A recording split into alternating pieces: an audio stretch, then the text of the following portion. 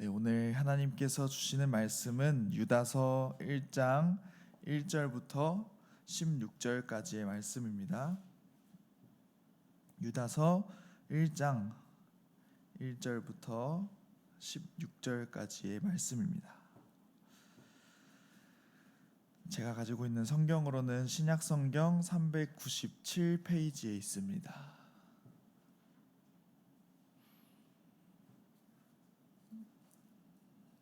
제가 봉독하도록 하겠습니다. 예수 그리스도의 종이요 야고보의 형제인 유다는 부르심을 받은 자 곧 하나님 아버지 안에서 사랑을 얻고 예수 그리스도를 위하여 지키심을 받은 자들에게 편지하노라. 긍휼과 평강과 사랑이 너희에게 더욱 많을지어다. 사랑하는 자들아, 우리가 일반으로 받은 구원에 관하여 내가 너희에게 편지하려는 생각이 간절하던 차에 성도에게 단번에 주신 믿음의 도를 위하여 힘써 싸우라는 편지로 너희를 권하여야 할 필요를 느꼈노니, 이는 가만히 들어온 사람 몇이 있음이라. 그들은 옛적부터 이 판결을 받기로 미리 기록된 자니 경건하지 아니하여 우리 하나님의 은혜를 도리어 방탕한 것으로 바꾸고 홀로 하나이신 주제 곧 우리 주 예수 그리스도를 부인하는 자니라. 너희가 본래 모든 사실을 알고 있으나 내가 너희로 다시 생각나게 하고자 하노라. 주께서 백성을 애굽에서 구원하여 내시고 후에 믿지 아니하는 자들을 멸하셨으며 또 자기 지위를 지키지 아니하고 자기 처소를 떠난 천사들을 큰 날의 심판까지 영원한 결박으로 흑암에 가두셨으며 소돔과 고모라와 그 이웃 도시들도 그들과 같은 행동으로 음란하며 다른 육체를 따라 가다가 영원한 불의 형벌을 받음으로 거울이 되었느니라.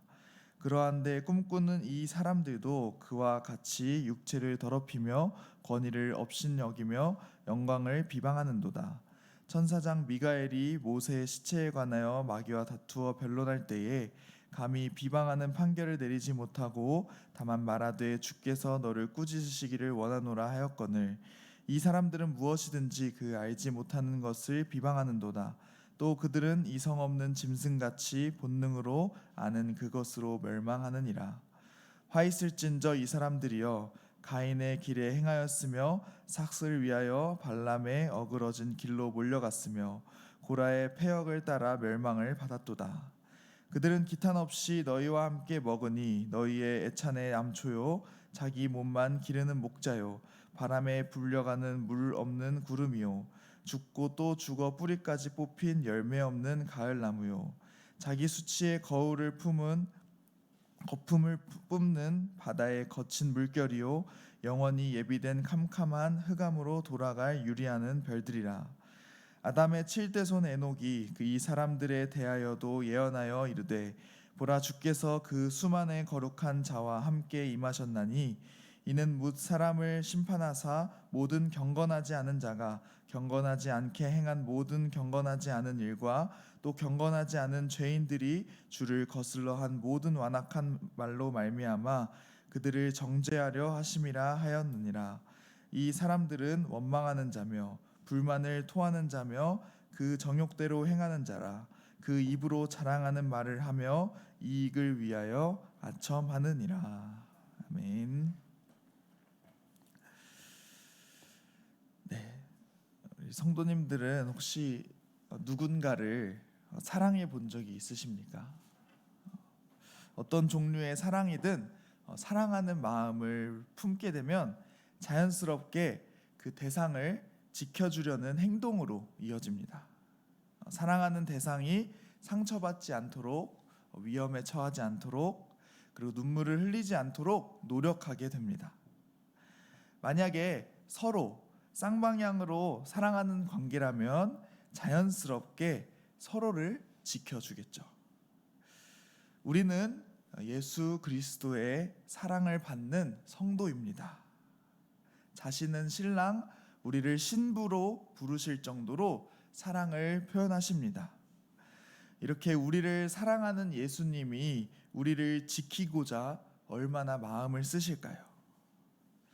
그리고 우리 또한 예수님을 사랑함으로 믿음 생활을 지키고자 얼마나 마음을 쓰고 있나요? 오늘 말씀을 통해서 우리를 지키는 진정한 힘을 깨닫게 되기를 소망합니다. 오늘 말씀 1절은 유다서의 발신자와 수신자를 나타내고 있습니다. 발신자인 편지를 쓰는 사람은 유다입니다. 성경에 많은 유다가 등장하지만 오늘 말씀 속의 유다는 예수님의 친형제 중 한 사람이었던 유다였습니다. 그런데 그는 편지를 시작할 때에 자신을 예수님의 친형제라고 소개하지 않고 예수 그리스도의 종이요 부르심을 받은 자라고 소개합니다. 우리는 예수님의 종이라는 표현보다 예수님의 친형제라는 칭호가 더 권위 있어 보입니다. 그러나 유다는 자신을 예수 그리스도의 종이라고 밝히며 이 편지의 목적이 자신의 개인적인 의견이나 생각을 전달하는 것이 아니라 종으로서 예수 그리스도의 뜻을 전달하려는 명확한 이유를 나타내고 있는 것입니다. 그리고 이 편지를 받는 수신자는 신약 성서의 대부분이 그렇듯 초대교회 성도들이었습니다. 유다는 그 수신자인 초대교회 성도들을 하나님 아버지 안에서 사랑을 얻고 예수 그리스도를 위하여 지키심을 받은 자들이라고 표현을 합니다. 신실하게 또 아등바등 믿음을 지키며 살아가고 있는 초대교회 성도들을 이렇게 지키심을 받은 자들, 사랑을 얻은 자들이라고 표현한 이유는 당시 그들이 혼란함에 빠져 있었기 때문입니다.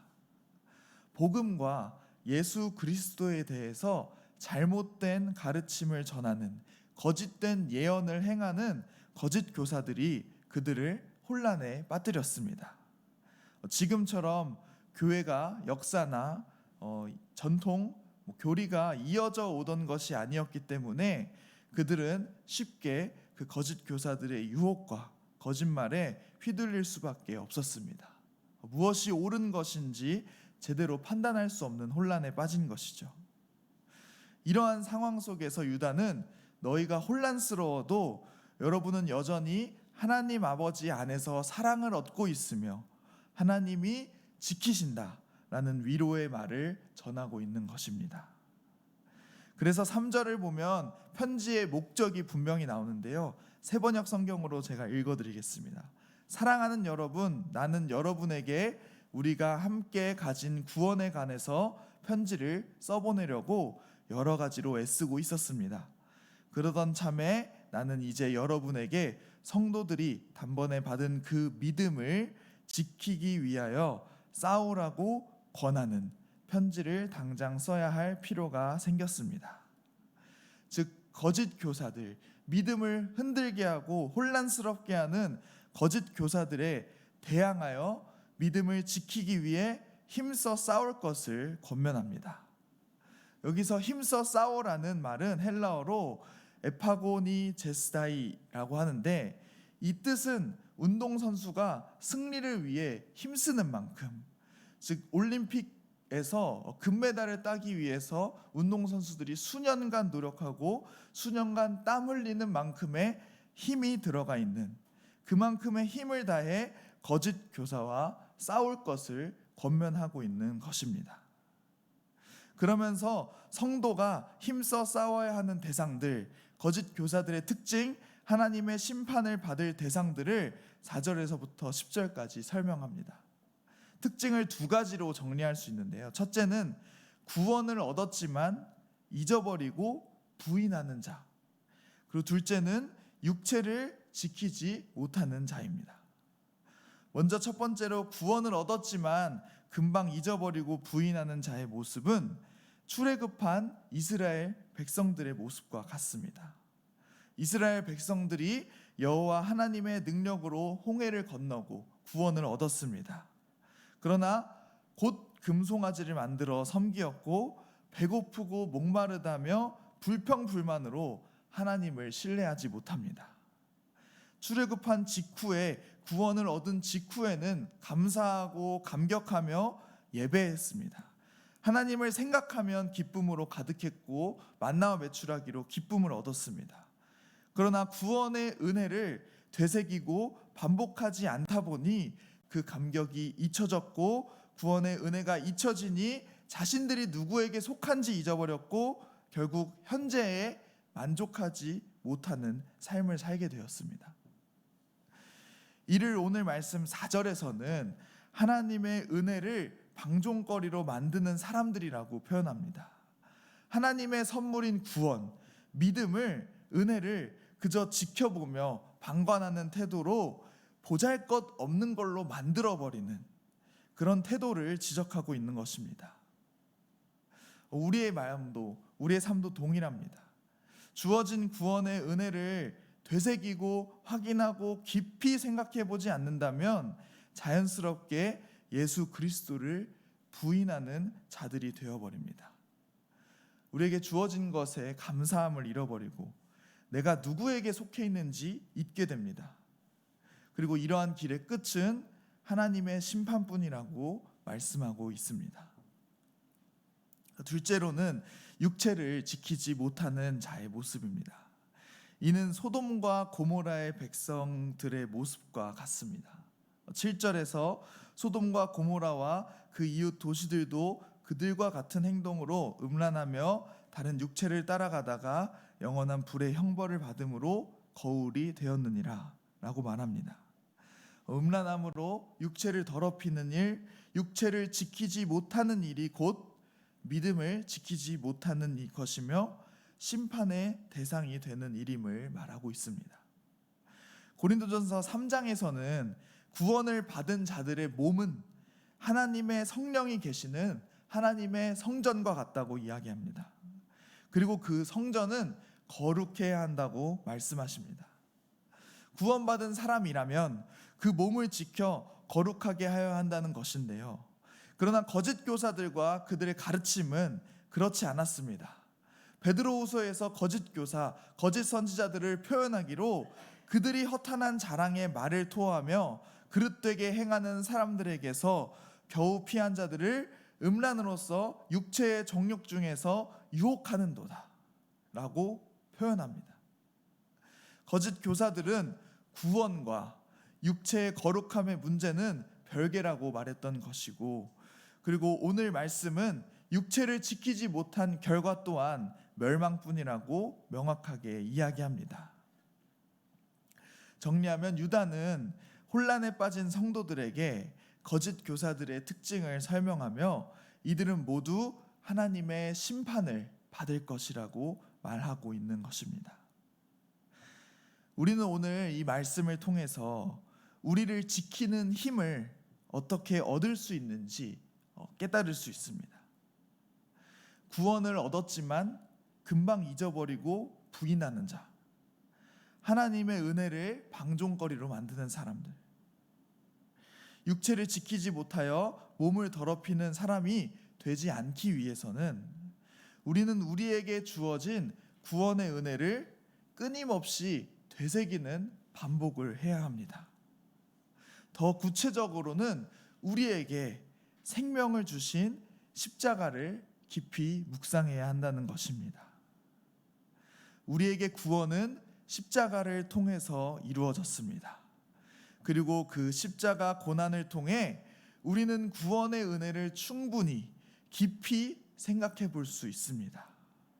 예수님의 고난의 길을 바라보면서 겸손히 자신을 성찰하여 구원의 은혜에 날마다 감격할 수 있습니다. 이 감격은 세상에서 줄 수 없는 무한한 감격입니다. 이것이 바로 십자가의 능력인 것이지요. 그리고 우리는 이를 의지함으로 깊이 기도함으로 거룩함을 얻을 수 있습니다. 구원의 은혜를 깊이 묵상하고 되새기는 일이 바로 우리를 지키는 힘인 것입니다. 저는 사순절을 지나면서 우리 유초동부 선생님들과 매일 말씀 묵상 나눔 그리고 릴레이 기도를 이어가고 있습니다. 단체 카톡방에 제가 말씀 묵상을 공유하고 그날 기도를 맡은 선생님이 기도문을 공유하며 그 기도의 바통이 이렇게 이어지고 있는데요. 저는 이것을 진행하면서 매일 반복되는 그 말씀 묵상이 좀 참 어렵다는 것을 느꼈습니다. 바쁜 일상 속에서 또 묵상의 시간이 또 좀 벅차게 다가오기도 하고, 또 반복되는 묵상이 내 진심을 담고 또 깊이 말씀을 묵상하는 그 생각하는 시간이 쉽지 않았습니다. 그러나 이런 어려움을 붙잡아 주는 것이 있었는데요, 바로 교사들의 기도였습니다. 바쁘다는 핑계로 제가 말씀 묵상을 안 하고 있다 보면 단체 카톡방에 선생님들의 진심 어린 기도문이 먼저 이렇게 공유가 됩니다. 또 이 기도문을 보고 읽고 있으면 다시 힘을 내어서 묵상을 하게 되고 묵상을 공유하게 됩니다. 매일 우리에게 주어진 구원의 은혜를 깊이 묵상한다는 것이 참 어렵습니다. 오늘 말씀에서 이야기한 심판의 대상, 출애굽한 이스라엘 백성들의 모습은 비단 그들의 이야기가 아니라 우리의 이야기이기도 합니다. 깨어 기도하고 깊이 기도하지 않으면 어느새 신앙생활의 모든 초점이 내가 중심이 되어 있으며 구원의 은혜가 무뎌지게 되어 감격이 없는 신앙생활이 이어집니다. 내가 무엇을 지켜야 하는지도, 내가 누구를 위해 기도해야 하는지도 잊고 맙니다. 이런 우리에게 여전히 너희는 하나님 아버지 안에 사랑을 얻고 예수 그리스도를 위하여 지키심을 받은 성도라고 말씀하시는 오늘 하나님의 음성을 듣는 저와 여러분이 되기를 소망합니다. 서로 사랑하는 마음은 서로 지켜주는 행동으로 이어집니다. 예수 그리스도의 사랑이 십자가로 이어져 우리를 오늘도 구원해 주십니다. 우리도 그 사랑을 힘입어 믿음을 지키고자 실천하고 움직이는 결단이 있기를 소망합니다. 또한 함께 믿음을 지키기 위해 서로를 위해 기도하고 또 서로를 권면하는 성도들이 되기를 결단합니다. 우리가 오늘 말씀을 통해서 우리의 마음이 정말 예수 그리스도의 사랑을 깊이 묵상함으로 구원의 은혜의 감격을 회복하는 귀한 은혜가 있기를 간절히 소망합니다. 기도하겠습니다.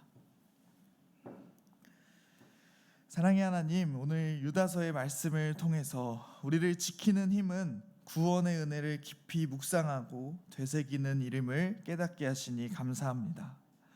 사순절 기간 나에게 구원을 허락하신 십자가를 깊이 묵상함으로 우리의 믿음을 돌아보게 하시고 우리를 거룩하게 하여 주옵소서. 죄를 철저히 고백하며 회개하게 하시고 부끄러움이 기쁨이 되고 약함이 강함이 되는 능력을 경험하게 하여 주옵소서.